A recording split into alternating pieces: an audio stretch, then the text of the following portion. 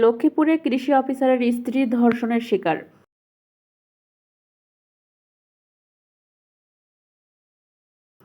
আসসালামু আলাইকুম দর্শক, সকলকে আমন্ত্রণ জানাচ্ছি বিবিআর নিউজ সংবাদে। সহকর্মী সোহেল হোসেনের পাঠানো তথ্যচিত্রে দেখুন বিস্তারিত।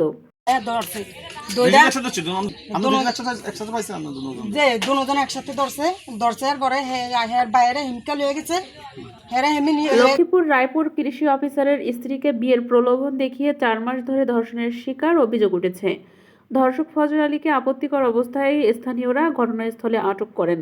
পরবর্তীতে স্থানীয় বিএনপি নেতারা অর্থের বিনিময়ে ফজর আলীকে কৌশলে পালাতে সহযোগিতা করেছেন বলে অভিযোগ উঠেছে। ভুক্তভোগী লক্ষ্মীপুর চরমোহনী ইউনিয়নের 3 নং ওয়ার্ডের হাওলাদার বাড়ির বাসিন্দা ধর্ষক ফজর আলী একই ইউনিয়নের 4 নং ওয়ার্ডের গনি দেওয়ানের ছেলে। এ বিষয় নিয়ে ভুক্তভোগী জোনাকির মা-বাবা জানান, বিভিন্ন সময় ফজর আলী জোনাকিকে প্রেমের প্রস্তাব ও খারাপ ইঙ্গিত করত। এতে রাজি না হয় বিভিন্ন সময় তাকে উঠিয়ে নিয়ে যাওয়ার হুমকি দিত।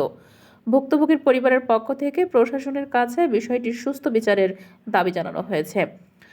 বিস্তারিত মতে জানা গেছে, কৃষি অফিসারকে তালাক দিয়ে ফজর আলী বিয়ের প্রলোভন দেখিয়ে তার সঙ্গে সম্পর্ক গড়ে তোলে। রবিবার রাতে ফজর আলী গৃহবধূ জোনাকির শয়নকক্ষে জোরপূর্বক ঢুকে পড়ে। এতে স্থানীয়রা তাকে আটক করেন। লক্ষ্মীপুর সদর মডেল থানার ভারপ্রাপ্ত কর্মকর্তা ওসি আব্দুল মোনাফ জানান, বিষয়টি দুঃখজনক। আমরা শুনেছি, যদি ভিকটিম জোনাকির আইনের সহায়তা চান তাহলে আইনগতভাবে তাকে সহায়তা করা হবে।